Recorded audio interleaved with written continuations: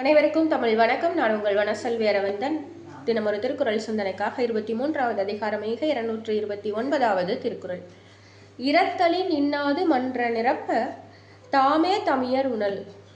மொத்தமாக சேர்த்து வச்சு எனக்குள்ளது எனக்கானது நானே சாப்பிட்டுட்டு இருக்கிறேன். அது உணவாக இருந்தாலும் சரி, வேற எதுவாக இருந்தாலும் சரி, நான் மட்டும் அனுபவிக்கிறேன் அப்படின்னா அது ஒரு அருவருப்பானது. எதை காட்டிலும் அருவருப்பானது தெரியுமா? இப்போ ஒருத்தவங்க கை நீட்டி நம்மகிட்ட கேட்குறாங்க. அந்த கை நீட்டுகிறவர்களை நம்ம ஒரு பார்வை பார்ப்போம் இல்லையா? பார்க்கக்கூடாது தான்.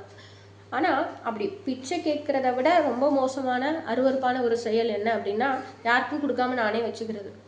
அது எப்படிங்க, நான் சம்பாதிச்சதை நான் ஏன் கொடுக்கணும் அப்படிங்கிற ஒரு எண்ணம் நம்மக்கிட்ட இருந்துக்கிட்டே இருக்குது. அது ஆக மோசமான எண்ணம். அதிலிருந்து நாம் வெளிவரணும். நம்மளே தெரியாமல் தான் அதில் இருந்துகிட்ருக்கோம். ஒரு அறியாமையில் தான் நாம் இன்னும் அதில் இருந்துக்கிட்டே இருக்கோம். அது மிகப்பெரிய அறியாமை. அறிவு வந்தால் நம்ம அந்த நிலையில் இருக்கவே மாட்டோம். ஒன்று யோசிச்சு பாருங்க. ஒருத்தவங்க கை நீட்டி கேட்குறாங்க அப்படின்னா அவங்க கேட்கறதுனால தான் நம்ம கொடுக்கவே முடியுது. நம்ம கொடுக்குற இடத்துல இருக்கிறதுக்கு காரணம் என்ன தெரியுமா? வாங்குற இடத்துல ஒருத்தவங்க இருந்துட்டு இருக்காங்க. அவங்க ஒரு உள்ளுக்குள்ள ஒரு கூச்ச உணர்வோட தயக்கத்தோட இப்படி வாங்குவாங்க. ரொம்ப கூசி வாங்குவாங்க இல்லையா? அந்த கூசுதலை கூட அவர்களுக்கு நாம் கொடுக்கக்கூடாது.